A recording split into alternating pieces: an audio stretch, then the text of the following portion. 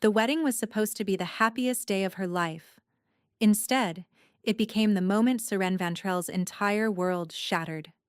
She stood at the altar of the grand cathedral of Valdoria, dressed in silk and silver, her pulse racing with joy as she waited for the man she loved to speak her name.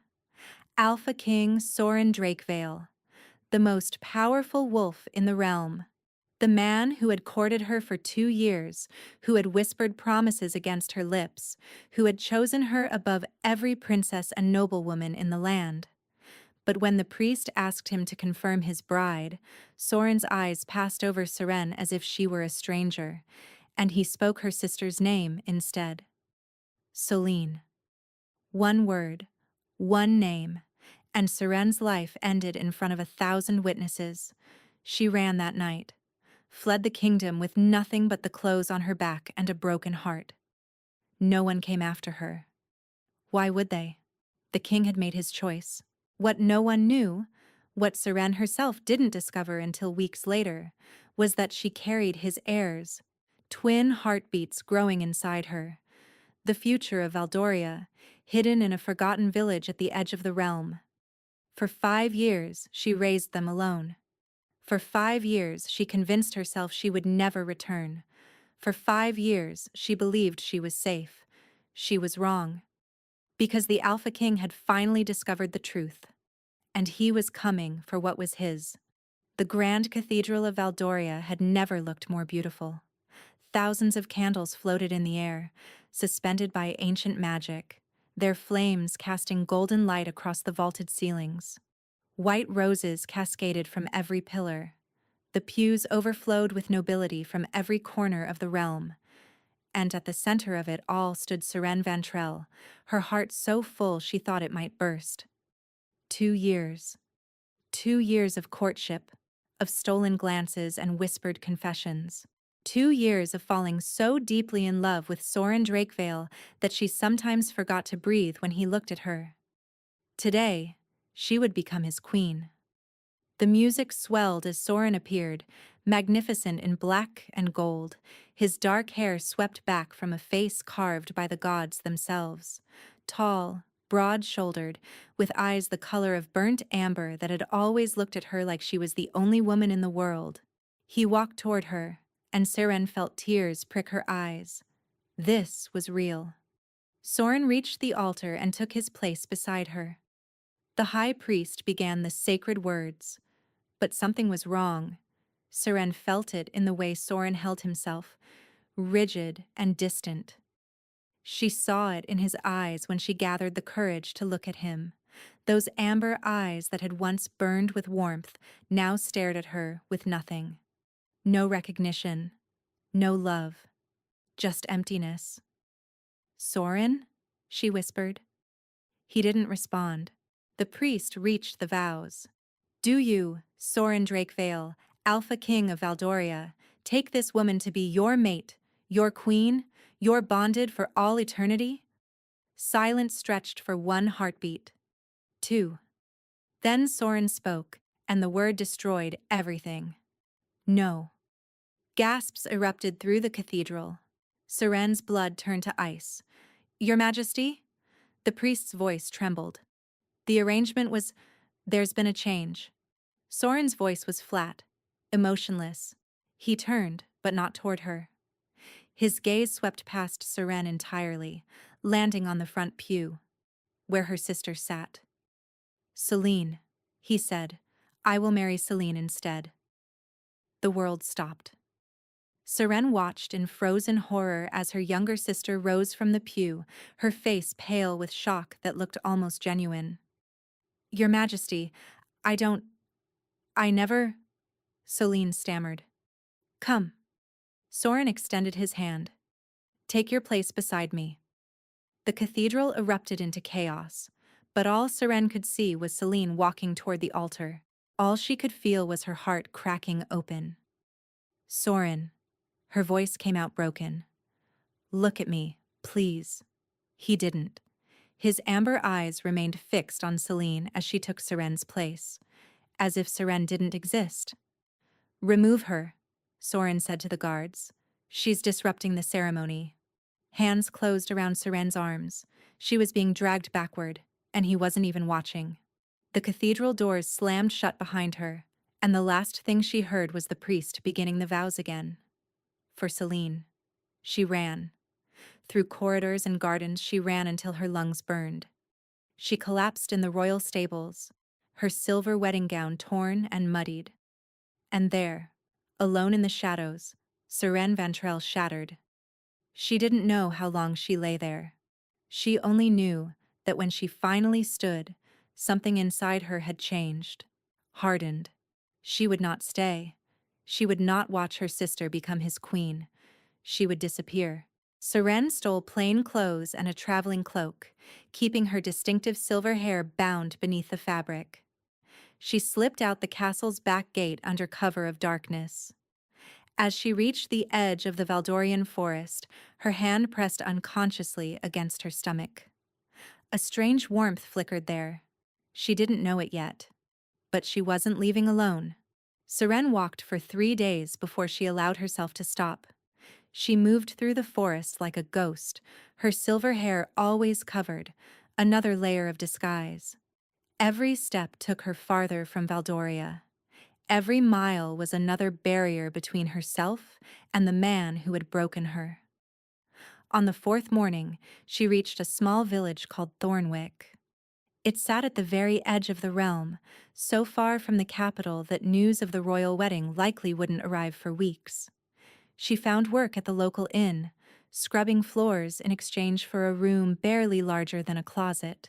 The innkeeper, a gruff woman named Betta, asked no questions. 2 weeks passed, then 3. Seren fell into a rhythm of work and exhaustion. Then the sickness started. At first she thought it was the food, but when the nausea persisted, when her courses didn't come, Seren knew. She locked herself in her tiny room that night. Her hands trembled as she pressed them to her stomach, reaching inward with the faintest tendril of awareness, the shadow magic she had always been forbidden to use. 2 heartbeats, not 1, 2. Seren's legs gave out beneath her. She slid down the wall, palm pressed to her stomach, as the truth crashed over her. She was pregnant with the Alpha King's children. Twins. The heirs of Valdoria, growing inside a woman he had publicly rejected. If anyone found out, the council would take them. They would rip her children from her arms and raise them in the palace, far from their shamed mother. No. The word rose fierce and absolute. She would raise these children herself. She would love them enough for 2 parents, and she would never return to Valdoria. "I'll protect you," she whispered. "Both of you. I swear it." The shadows in the corners shifted, responding to her vow. Her bound magic was stirring. The next morning, Seren asked Betta about more remote villages. "There's a place," Betta said quietly. 3 days past the Greyvale Mountains, village called Ashford. No one from the capital has ever heard of it. Seren left before sunrise, one hand on her stomach, the other clutching her small bag of coins. She didn't look back. And somewhere far behind her, in a castle of cold stone, the Alpha King woke from a dream he couldn't remember. A dream of silver hair and moonlit eyes. He told himself it was nothing. He was wrong. 5 years later, on a crisp autumn morning in Ashford, Serene woke to the sound of giggling. 2 small faces hovered inches from her own. One pair of amber eyes, bright with mischief. One pair of silver gray, sparkling with barely contained laughter. "She's awake," Emmerich announced with the authority of a boy who believed himself in charge of everything. "We've been waiting forever," Cosima added solemnly, though the gap-toothed smile ruined the effect. Seren groaned. "It's barely dawn." "You promised we could pick apples today." Emmerich tugged at her blanket. "You promised." She couldn't help the laugh that escaped her. She looked at her children, her chest swelling with overwhelming love. Emmerich was 5 now, tall for his age, with his father's dark hair and amber eyes. He had Soren's stubborn jaw, too, and the same commanding presence. Sometimes it unnerved her. How much he looked like the man who had broken her. But then Emmerich would flash his crooked grin, and she would remember he was his own person. Cosima was his opposite. Quiet where he was loud, thoughtful where he was impulsive, with silver blonde hair that Seren told curious villagers came from her late grandmother, and gray eyes that seemed to see more than any child should. Sometimes Seren caught her daughter staring at shadows with intense concentration, and she wondered if the shadowborn magic had passed to her. Just last week, Cosima had made the candle flames flicker without touching them. Small manifestations, easy to dismiss as coincidence, but Seren knew better. All right. She sat up. Breakfast first, then apples. The twins cheered and scrambled toward the kitchen. She had built a life here, the cottage with its thatched roof, the garden of herbs and vegetables, the reputation as a healer that brought villagers to her door. Something good, something real. But she had never stopped running. Not really. Every stranger made her pulse spike. Every mention of the king sent ice down her spine. She had changed her appearance, kept her hair dark with herbal dyes, let people assume the children's father had died. No one knew. No one could ever know. The orchard belonged to old Marek, who let the village children pick from his trees. The twins raced ahead, their laughter echoing in the crisp air. She was watching Emmerich climb a branch when she noticed the stranger. He stood at the edge of the orchard, half hidden by an ancient oak. Tall, cloaked in gray. His face shadowed by a hood, but something about his posture made Serene's blood run cold. He was watching the children. Serene's hand moved to the blade concealed beneath her apron. The shadow magic stirred, pressing against its bindings. The stranger turned his head. Their eyes met. Then he was gone. "Mama?" Cosima had appeared beside her. "What's wrong? You smell scared." "Nothing, little moon. Just thought I saw a deer." Cosima's gray eyes studied her. "That wasn't a deer." "No," Seren agreed quietly. "It wasn't." The next morning, she found hoofprints at the edge of her property. Fresh ones. Not from a villager's draft horse. These were the prints of a war horse, the kind ridden by royal guards. Seren stared at those prints and felt her careful world begin to crack. They had found her. Seren had 3 days to disappear again. But on the second night, Emmerich fell ill. It started as a fever. By morning, her son was burning, his body racked with tremors, his amber eyes glazed and unseeing. This was no ordinary sickness. She had seen this before, a magical affliction that struck wolf-blooded children when their abilities manifested. Without proper treatment, without rare medicines only available in major cities. Seren tried every remedy: feverfew, cold compresses. She even reached for her shadow magic, but it slid uselessly against whatever burned through her son's blood. By the third morning, Emmerich stopped recognizing her. There was only one place that could save him. One city with medicines rare enough to cure a wolf blood awakening gone wrong. Valdoria. Let her son die to protect her secret. Or return to the kingdom that had destroyed her. It wasn't a choice at all. She hired a cart, wrapped Emmerich in blankets, and placed Cosima beside him. Then she urged the horses toward Valdoria. The journey took 4 days. 4 days of barely sleeping, watching her son slip further away. Cosima held her brother's hand and whispered stories to him, her voice never wavering. They reached the capital on a gray morning. Seren found the healer's quarter near the merchant district. The first 3 healers shook their heads, too advanced, beyond their skill. The 4th healer, an ancient woman with milky eyes, studied Emmerich carefully. Her clouded gaze suggested she saw more than most, and cared less about court politics than coin. "Wolf blood awakening," she said. "Royal bloodline, by the strength of it.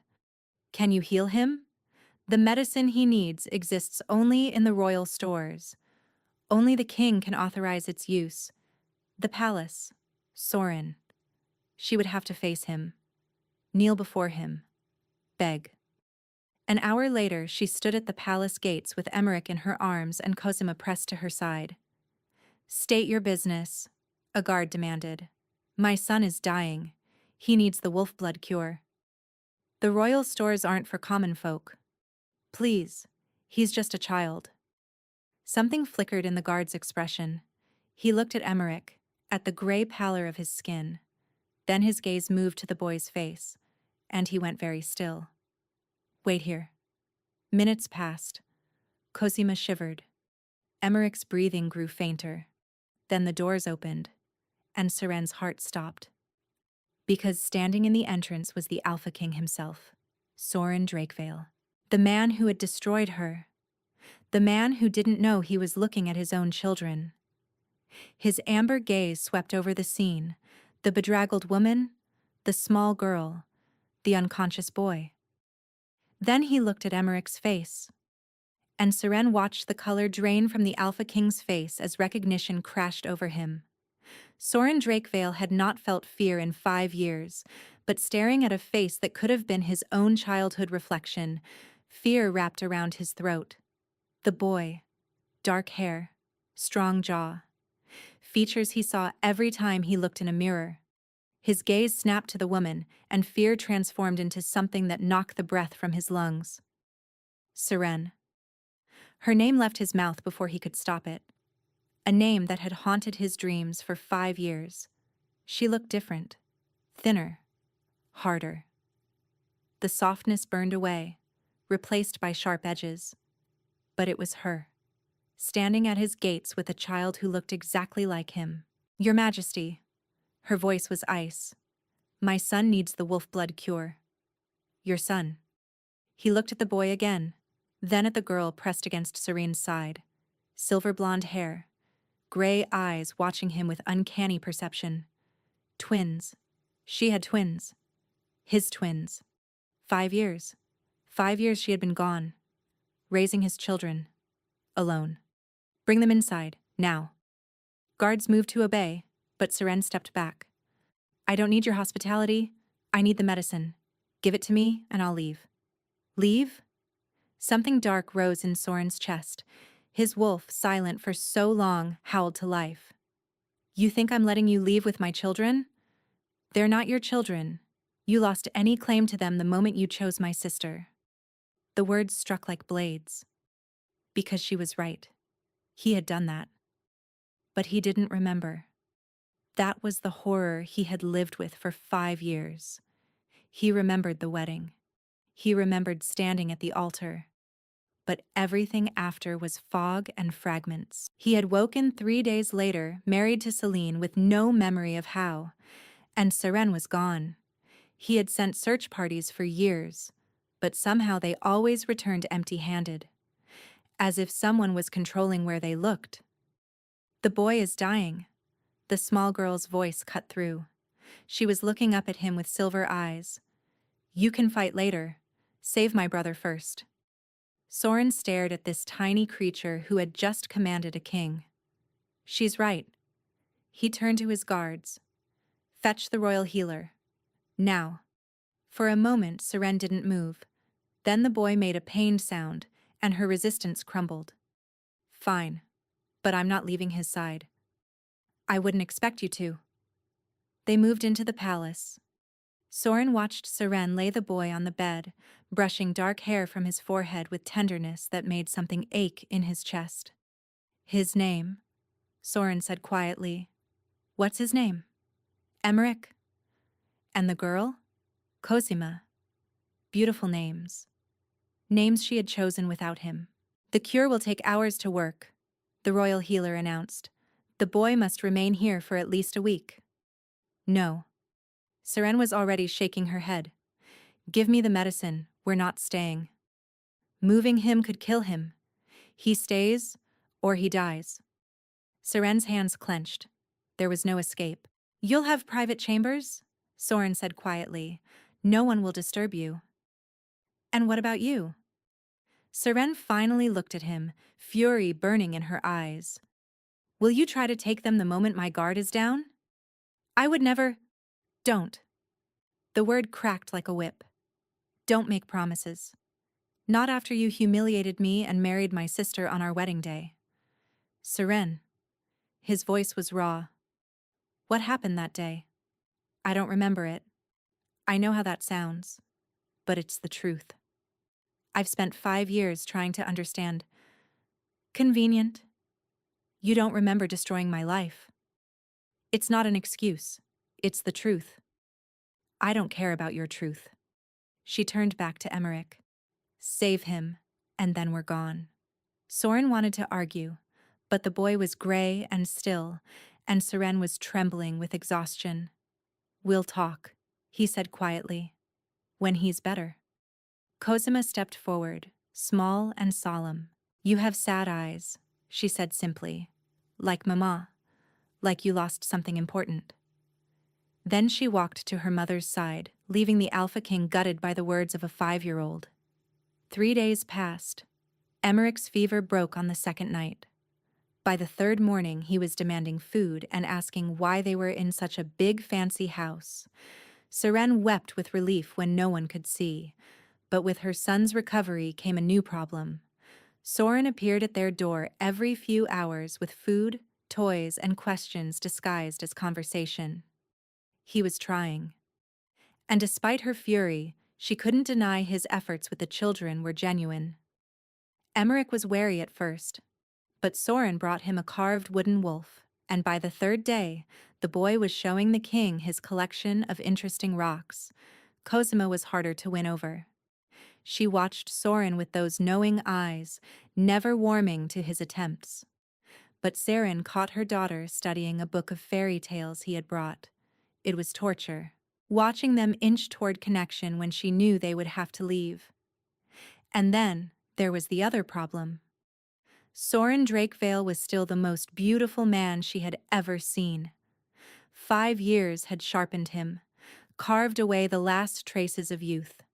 His dark hair was longer now. His amber eyes held depths they hadn't possessed before, shadows and weariness that looked almost like grief. Every time he looked at her, she felt it. That pull. The mate bond that had never fully formed because they had never marked each other. It was still there, dormant but alive. She hated it, hated him, hated the way her skin flushed when his hand accidentally brushed hers. On the 4th evening, after the children had fallen asleep, Seren slipped out onto the balcony. You're still beautiful. His voice came from the shadows. Soren stepped into the moonlight from the adjoining suite. Don't. She held up a hand. Whatever you're about to say, don't. I needed to see you, to talk without the children present. There's nothing to talk about. There's everything. He stepped closer. 5 years of wondering where you were. 5 years of a marriage that feels like sleepwalking. And now you're here, and I have children, and I don't understand any of it. You chose Celine. That's what there is to understand. I didn't choose her. The words burst out raw and anguished. Something happened that day. Something was done to me. I sent search parties for years. Someone was controlling where they looked, making sure they never found you. Seren's chest tightened. Who would do that? I don't know. But I swear to you, I never wanted anyone but you. He moved closer. She could smell him now. Cedar and rain and something wild that made her wolf keen. I'm not asking for sympathy, he continued. I'm asking for a chance. To know my children. To prove the man at that altar wasn't me. Prove it how? Unbreak what you broke? I would if I could. His voice cracked. God, Seren, I would give anything. The sincerity made something twist painfully in her chest. She didn't want to believe him. But looking at him now, seeing the hollowness in his face, her certainty wavered. Stay away from me, she whispered. I'll let you see the children. But you and I, there is no you and I. I can feel the bond between us. It never died. It never completed either. She forced herself to meet his eyes. You saw to that. The words struck home. She watched him flinch. I won't force anything, Soren said quietly. But I'm not going to stop trying. You're my mate, the mother of my children. I lost you once. I won't lose you again. Before she could respond, he cupped her face in his hands. His touch was electric. 5 years of suppressed longing surged through her veins. Tell me you feel nothing, Soren whispered. Look me in the eyes and tell me there's nothing left, and I'll walk away. She opened her mouth to lie, but the words wouldn't come. Because standing in the moonlight, with his hands on her face, she couldn't pretend anymore. She still loved him, and that terrified her more than anything. I can't do this, she breathed. I can't. She pulled away and fled inside, pressing her back against the balcony doors. The bond was waking up, and some things, once stirred, could not be silenced again. A week became 2. Emmerich's recovery required continued monitoring, and Seren found herself trapped with no clear escape. But somewhere along the way, the cage began feeling less like a prison. It started with small things. Soren teaching Emmerich to hold a wooden sword. Cosima discovering the palace library. The children laughing in a way Seren hadn't heard since Ashford. They were happy here. And Soren was different from the cold king who had rejected her. This Soren was gentle with the children, endlessly patient.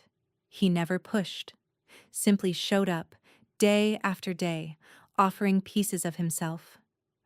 One evening, he did something that shattered her defenses completely. Emmerich had been struggling with nightmares since his illness. Seren heard him crying and rushed to his room, only to find Soren already there, holding their son against his chest, humming a lullaby in a voice rough with emotion. It's all right, Soren murmured. I've got you. Nothing will hurt you while I'm here. He didn't know Seren was watching. This wasn't performance. This was a father comforting his child. She slipped away before he could see her tears. The next evening, she found him waiting on the balcony again. But this time, she didn't tell him to leave. You're good with them, she said quietly. Better than I expected. They're easy to love. He turned to face her. Like their mother. Soren, I know you're not ready to forgive me. I don't expect you to. But I need you to know something. He took a breath. These past weeks, watching you with Emmerich and Cosima, seeing the life you built from nothing. You're the strongest person I've ever known, Seren.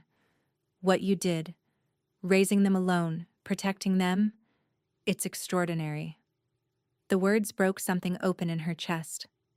I was so angry, she whispered. For so long, anger was all I had. You had every right. But now, she looked at him, really looked, and saw the man she had fallen in love with years ago. Changed, yes. Haunted. But still him. Now I don't know what I feel. Soren stepped closer, slowly, giving her time to retreat. She didn't. Then let me show you, he breathed. Let me remind you what we were, what we could still be. His mouth found hers. The kiss was everything she remembered and nothing she expected. Gentle at first, questioning, then deeper, hungrier, 5 years of longing pouring out. Her hands fisted in his shirt, his arms wrapped around her waist. And the bond between them exploded into life, a golden thread winding through her soul. They broke apart, gasping. Seren? Her name was a prayer on his lips. My mate. Soren, She stopped, confusion flickering. Something's wrong. His skin was growing cold, his face turning pale, his eyes clouding with pain. Soren? What's happening? He tried to speak. No words came. His hand flew to his chest. A sound escaped him, half gasp, half groan, and his legs buckled. Seren caught him as he fell. Soren, look at me. His eyes found hers, glazed with agony. The curse, he managed. It's awakening. What curse? But he couldn't answer. His body convulsed, and Seren screamed for help as the man she had just kissed began to die in her arms. The royal healer worked through the night. Seren sat in the corridor, hands trembling. Cosima had found her at dawn, drawn by some instinct, and now pressed against her side. "He's not going to die," Cosima said quietly. "I can feel it. His thread is still bright." His thread? The golden thread. I see them, connecting people. Cosima's silver eyes were distant. "His goes to you. It's very strong, but something dark is wrapped around it." Squeezing. Shadowborn magic. Her daughter had inherited the sight. The chamber doors opened. The healer emerged, exhaustion carved into her face. "He's stable, but I've never seen anything like this curse. It's ancient, woven into his bloodline." "What kind of curse?" "A soul fracture curse. Every time he tries to complete a true mate bond, it activates. Fragments his mind, his memories. If it progresses fully, it will shatter him." Seren's blood turned to ice. "That's why he doesn't remember the wedding." "Exactly. The curse created gaps, moments where he could be controlled, made to do things he would never choose." "Someone used that window to change his choice at the altar."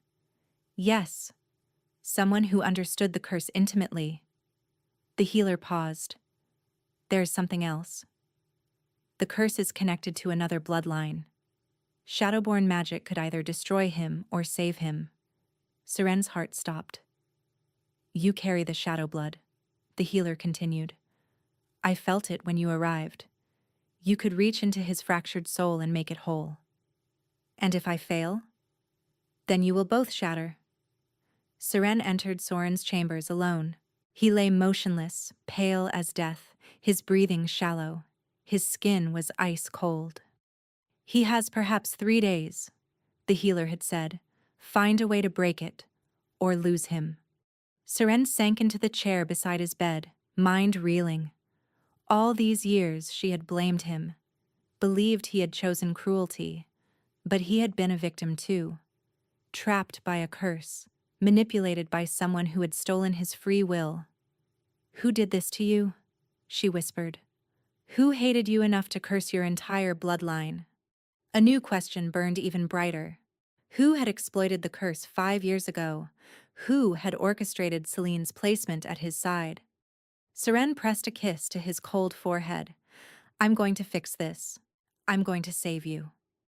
It was time to find answers. Seren found her sister in the Queen's chambers. Celine sat before a mirror, but her reflection showed none of the vanity Seren expected. She looked tired, hollow, like a woman slowly emptied over 5 years. "You came." Celine's voice was flat. "I wondered how long it would take. The king is dying, a curse that someone exploited. To put you on the throne instead of me." "Yes, I know." "You've known all this time?" "I've suspected." Celine set down her brush. "But I've been... not myself. Not for a long time." Seren studied her sister. The woman before her was thin, fragile, with shadows under her eyes. "What happened to you?" "I became queen." Celine laughed bitterly. "Everything Mother wanted. And it's been a prison ever since." "Mother?" Seren's blood ran cold. "Our stepmother?" "Of course. Did you think she'd let her stepdaughter become queen when her own daughter could take that place?" Celine's eyes filled with despair. She spent years learning about the curse, how to exploit it. The truth crashed over Seren. Vesna, her stepmother. The woman who had looked at Seren with barely concealed hatred for as long as she could remember. "She controlled Soren at the wedding," Seren said slowly. "Yes. And then she bound me to him, knowing he would never love me." Tears streamed down Celine's face.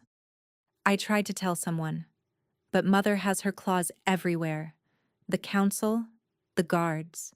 She's been the true power behind the throne." "Where is she now?" "The Eastern Tower.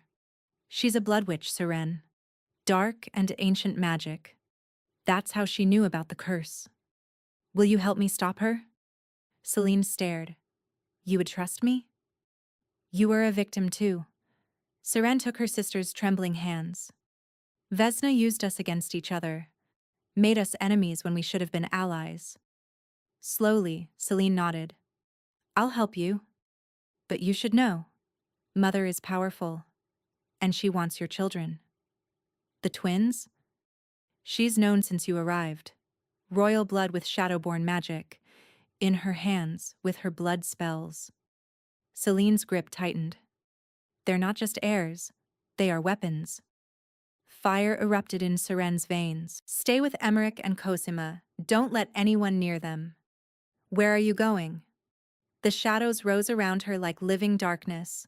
The power she had suppressed for so long roared to life. I'm going to end this. The eastern tower rose against the night sky. Seren climbed with shadows coiling at her heels. The door stood open. An invitation. A trap. She walked through anyway. Vesna stood at the center of the chamber, surrounded by candles burning with sickly green flame. She looked exactly as Seren remembered, beautiful in a cold way, with raven black hair and eyes like chips of ice. Stepdaughter. Vesna's smile was razor sharp. I wondered when you'd figure it out. It's over. Whatever you're planning ends now. Does it? Vesna laughed. You have no idea what you're dealing with. I've spent 30 years building this. Building what? The curse was never meant to destroy the Drake Veils. It was meant to prepare them. Hollow out their souls so something else could fill the void. Vesna's eyes gleamed. Not just him. His children. Your children. Royal blood and shadow magic combined. Seren's shadows exploded outward. But Vesna raised her hand and green fire erupted to meet the darkness. The collision shook the tower. And somewhere below, Seren heard her children screaming. The sound of her children's terror cut through everything. Seren's concentration shattered. Vesna's fire slammed into her, throwing her against the wall. Mama!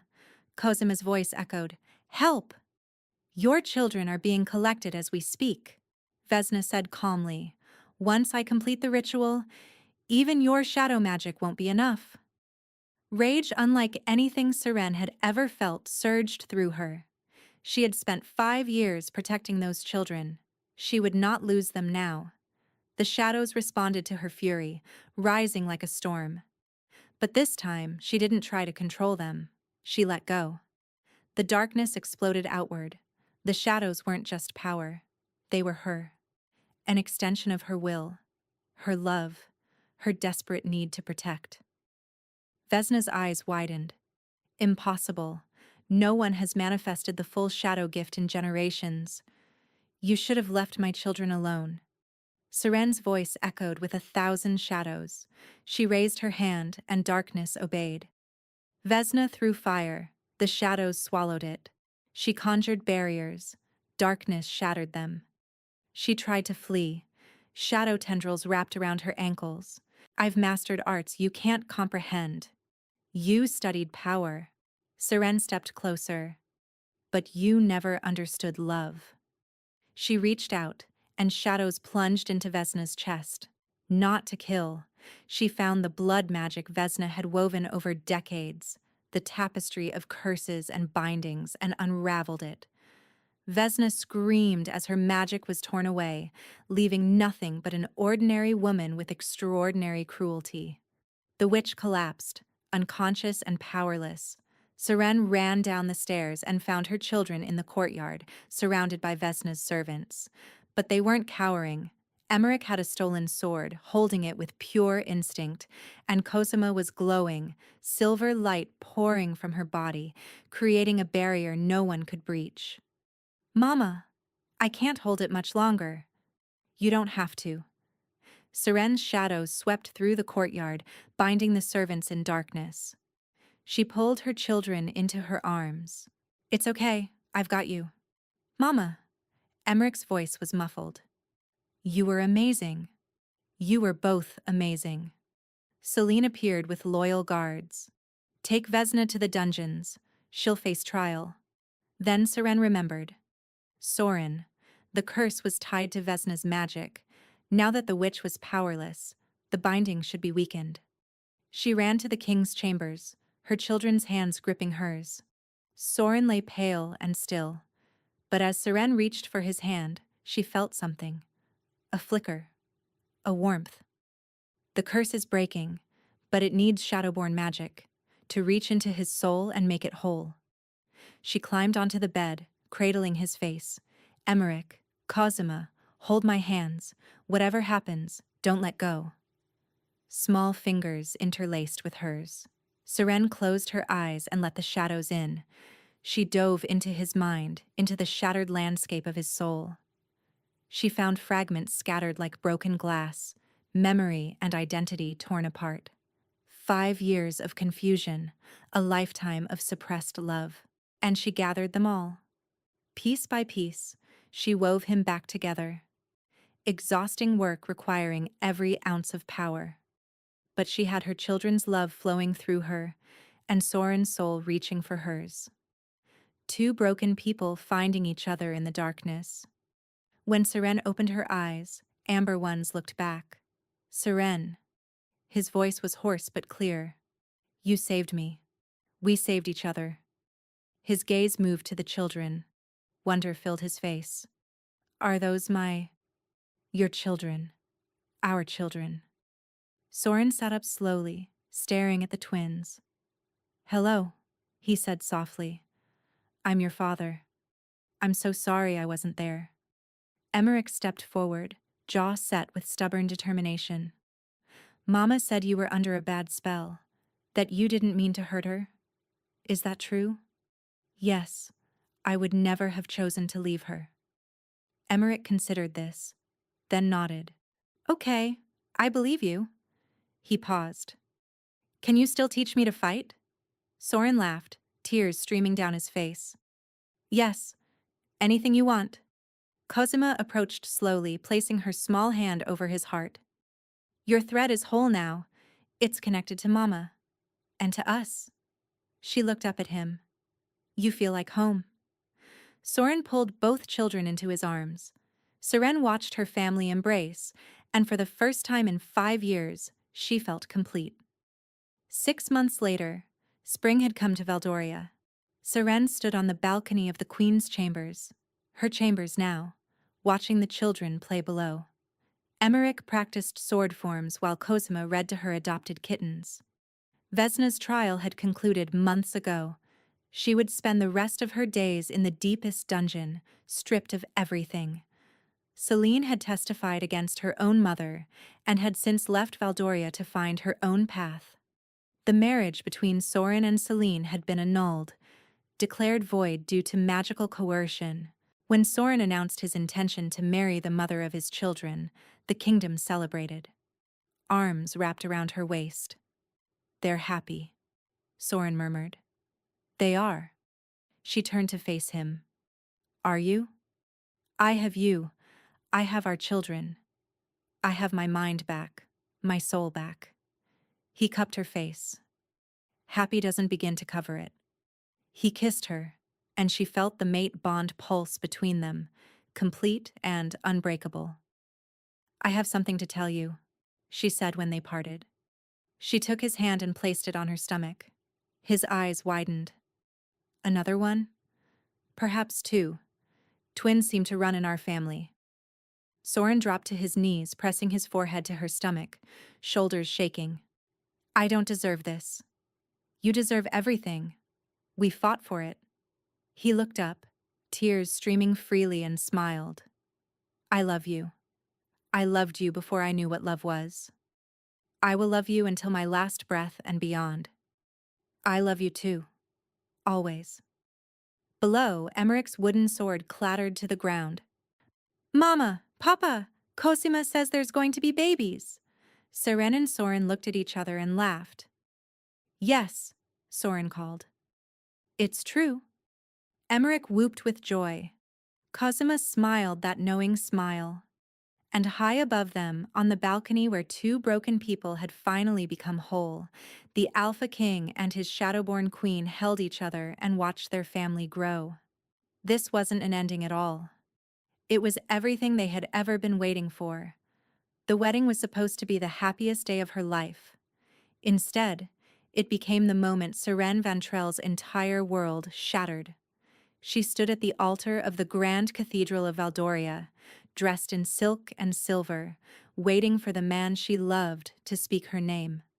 But when the priest asked him to confirm his bride, Soren's eyes passed over Seren as if she were a stranger, and he spoke her sister's name instead. Celine. One word, one name, and her life ended in front of 1,000 witnesses. But what no one knew, what Seren herself didn't discover until weeks later, was that she carried his heirs, twin heartbeats growing inside her. She thought she had lost everything. She was wrong, because some bonds cannot be broken, some loves cannot be forgotten, and some stories are only just beginning. Thank you for listening to this story. Let me know what you thought in the comments. I always read them, and they mean more than you know.